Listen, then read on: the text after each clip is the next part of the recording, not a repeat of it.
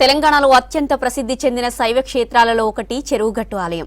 పరశురాముడు ప్రాయశ్చితం కోసం 108 శివలింగాలను ప్రతిష్ఠించగా అందులో ఆఖరి లింగం చెరువుగట్టు జడల రామలింగేశ్వర స్వామి.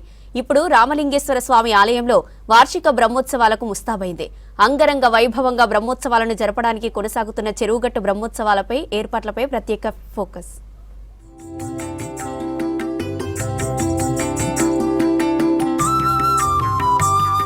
నల్గొండ జిల్లా నార్కట్పల్లి మండలం చెరువుగట్టు గ్రామంలోని శ్రీ పార్వతీ సమేత జడల రామలింగేశ్వర స్వామి దేవస్థానంలో ఫిబ్రవరి 2 నుంచి 9 వరకు వార్షిక బ్రహ్మోత్సవాలు జరగనున్నాయి. 4వ తేదీ మంగళవారం తెల్లవారుజామున 4 గంటలకు స్వామివారి కళ్యాణం, 6వ తేదీన ఉదయం 4 గంటలకు అగ్నిగుండాల కార్యక్రమం, 7న ఉదయం 6 గంటల 30 నిమిషాలకు దీపోత్సవం, అశ్వవాహన సేవ, 8వ తేదీ రాత్రి 7 గంటలకు మహాపూర్ణాహుతి పుష్పోత్సవం, ఏకాంత సేవలు, ఇక 9వ తేదీ గ్రామోత్సవంతో బ్రహ్మోత్సవాలు ముగియనున్నాయి. దీక్షాధారణలు మొదలైనటువంటి కార్యక్రమాలతో ప్రారంభమై తెల్లవారితే 5వ తేదీ ఆ రోజు స్వామివారి దివ్య కళ్యాణ మహోత్సవం షోడశ శిలా స్తంభ నిర్మిత కళ్యాణ మండపంలో విశేషంగా జరుగుతుంది. మరుసటి రోజు శేషవాహనం పైన సేవ, 3వ రోజు ఆ యొక్క పర్వత వాహనం పైన సేవ, అదే రోజు అగ్నిగుండాల కార్యక్రమం ఉంటుంది. 4వ రోజు అశ్వవాహనం పైన సేవ, ఆ రోజు దోపోత్సవ కార్యక్రమం ఉంటుంది. సాయంకాలము ఏకాంతపు సేవలు మొదలైనటువంటివన్నీ కూడా ఉంటాయి. తదుపరి 5వ రోజు గజవాహనం పైన చెరువుగట్టు ఎల్లారెడ్డిగూడెము 2 గ్రామములలో విశేషంగా ఊరేగింపు స్వామివారి జరుగుతుంది. బ్రహ్మోత్సవాలకు లక్షల్లో జనాలు వచ్చే అవకాశం ఉన్నందున వచ్చే భక్తులకు ఎలాంటి అసౌకర్యాలు జరగకుండా బ్రహ్మోత్సవాలను విజయవంతం చేయాలని అధికారులకు సూచించారు జిల్లా కలెక్టర్ ఇలా త్రిపాఠి.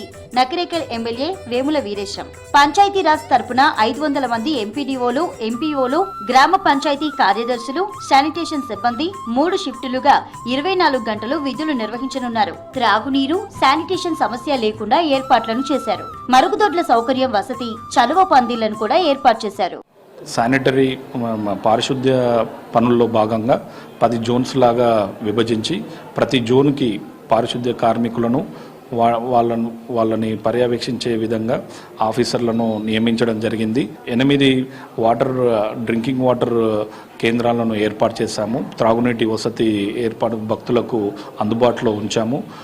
అక్కడ కూడా 24/7 త్రాగునీరు అందించే విధంగా చేశాము.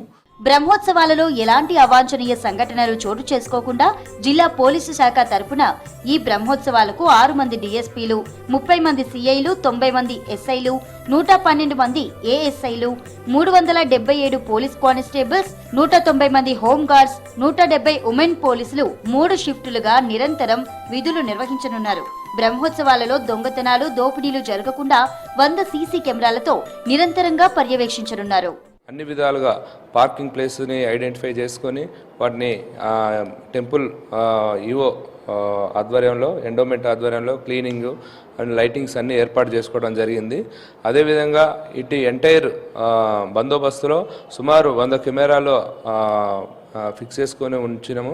అదేవిధంగా ఇంకా అడిషనల్గా ఇంకొక 50 కెమెరాలను కూడా మనం ఇన్స్టాల్ చేసుకొని అన్టువర్డ్ ఇన్సిడెంట్స్, దొంగతనాలు కానీ, చైన్ స్నాచింగ్స్ కానీ, ఇంకా ఏదన్నా యూటీజింగ్ కానీ, మహిళల పట్ల అసభ్యంగా ప్రవర్తించే వాటిని అరికట్టడంలో భాగంగా మనం సీసీ కెమెరాలను ఉపయోగించుకొని, అదేవిధంగా సి టీంలను కూడా, క్రైమ్ టీంలను కూడా ఏర్పాటు చేసుకొని వాళ్ళని అనుగుణంగా స్పెషల్ ఫోర్స్ను పెట్టుకొని మనం బందోబస్తు నిర్వహించుకోవడం జరుగుతుంది. బ్రహ్మోత్సవాలలో భక్తుల సౌకర్యార్థం గుట్టపైన, గుట్ట కింద ఆరోగ్య శాఖ ఆధ్వర్యంలో డాక్టర్లను, నర్సులను ఏర్పాటు చేసి అత్యవసర సమయాల్లో భక్తులకు చికిత్స చేసే విధంగా 30 మంది మెడికల్ సిబ్బంది పనిచేయనున్నారు. బ్రహ్మోత్సవాల సమయంలో గుట్టపైన 108 అంబులెన్స్ ను అగ్నిమాపక శాఖ తరపున ఫైర్ సేఫ్టీ అంబులెన్స్ ని అందుబాటులో ఉంచే విధంగా చర్యలు తీసుకున్నారు. బ్రహ్మోత్సవాలకు వచ్చే భక్తులకు పార్కింగ్ సౌకర్యం కోసం ఎల్లారెడ్డిగూడెం, చెరువుగట్టు, కామినేని, ఏపీ లింగోటం రోడ్లలో పార్కింగ్ స్థలాలను ఏర్పాటు చేశారు. వాహనాలు నిలుపుకునే విధంగా లైటింగ్, త్రాగునీరు అందుబాటులో ఉంచారు.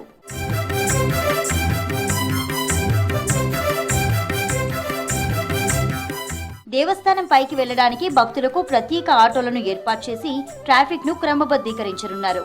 దేవస్థానానికి వచ్చే భక్తులకు ఆర్టీసీ తరపున నల్గొండ, భువనగిరి, హైదరాబాద్, సూర్యాపేట డిపోల నుంచి స్పెషల్ బస్సులను నడుపుతూ తాత్కాలిక ఆర్టీసీ డిపోను కూడా దేవస్థాన పరిసరాలలో ఏర్పాటు చేశారు.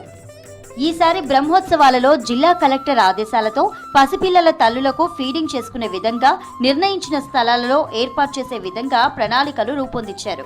కళ్యాణం సమయంలో లక్షల సంఖ్యలో భక్తులు వస్తారు కాబట్టి దేవస్థానం పరిసరాలలో భక్తులకు హోల్డింగ్ పాయింట్లు ఏర్పాటు చేసి అక్కడ LED స్క్రీన్స్ ద్వారా స్వామివారి కళ్యాణాన్ని వీక్షించే విధంగా ఏర్పాట్లు చేయనున్నారు. కలెక్టర్ అధ్యక్షతన మరియు స్థానిక ప్రజాప్రతినిధుల సమక్షంలో సమన్వయ సమావేశం జరిగింది. ఈ సమావేశంలో కలెక్టర్ గారు వివిధ శాఖలు, జిల్లా స్థాయి వివిధ శాఖల సంబంధించిన అధికారులు పాల్గొనడం జరిగింది.